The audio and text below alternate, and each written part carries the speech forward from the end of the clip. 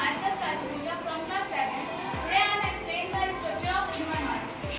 The oxygenated blood is collected from the whole body through main veins. It passes to the main veins, enters the right auricles. It passes to the right ventricles. Right ventricles from the oxygenated blood to the pulmonary artery, which take the blood to the lungs. The oxygen, the added and carbon dioxide is removed.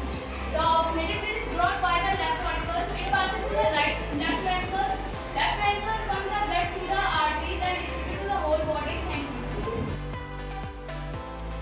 Everyone, myself Bimolva from class 7. Today I am here to explain the structure of human heart.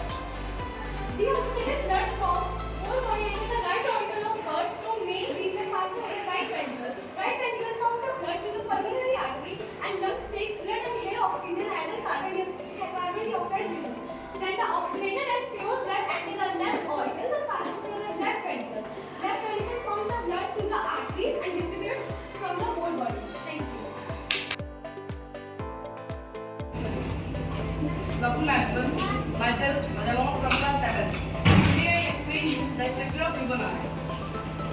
The deoxygenated blood is collected to the vein and then the blood into its right auricle and right auricle passes the blood into the right ventricle and then right ventricle passes the blood to the pulmonary arteries and pulmonary arteries passes the blood into lungs and in lungs the oxygen is added and carbon dioxide is removed. Then the blood into left auricle and left auricle passes the blood to the left ventricle and left ventricle passes the blood to the pulmonary artery and pulmonary artery distributed the all blood into the whole body parts.